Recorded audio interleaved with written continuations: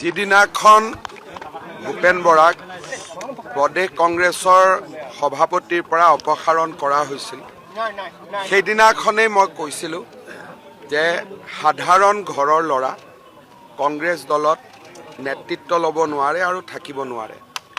বিশেষকৈ অসম প্ৰদেশ কংগ্ৰেছত হিন্দু ল'ৰা আৰু সাধাৰণ ঘৰৰ পৰা অহা ল'ৰা থাকাৰ বৰ্তমান পৰিৱেশ একেবাৰেই নাই। কংগ্ৰেছৰ আজি 3জন পৰ্যবেক্ষক টিকেট সিলেকশ্যনৰ কাৰণে অসমৰ বিভিন্ন জাগাত বৰ্তমান ভ্ৰমণ কৰি আছে।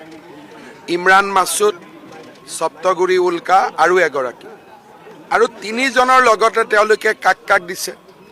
এজনৰ লগত দিছে ৰেকিবুদ্দিন আহমেদ, এজনৰ লগত দিছে আব্দুল ৰহিম, আৰু এজনৰ লগত দিছে আমাৰ লাহৰীঘাটৰ বিধায়ক আসিফ নজৰ।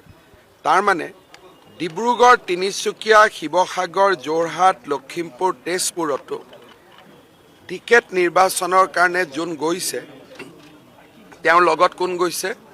কংগ্ৰেছৰ 3জন সংখ্যালঘু বিধায়ক। দিগন্ত বৰ্মন আছিলে, নন্দিতা দাস আছিলে। আজি কংগ্ৰেছ দলত এক প্ৰকাৰ হিন্দু সমাজৰ স্থান সম্পূৰ্ণৰূপে নোহোৱা হৈছে।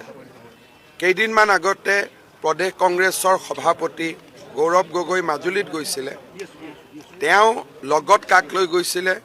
ৰকিবুল হুছেইন। অৰ্থাৎ কংগ্ৰেছ দলত হিন্দু মানুহ আৰু অলপমান যাৰ ব্যক্তিত্ব আছে, অলপমান যোনে নিজৰ ধৰ্মটোক এতিয়াও মৰম কৰে, সন্মান কৰে, তেওঁলোক কংগ্ৰেছ দলৰ ভিতৰ চৰাত থাকিব নোৱাৰে।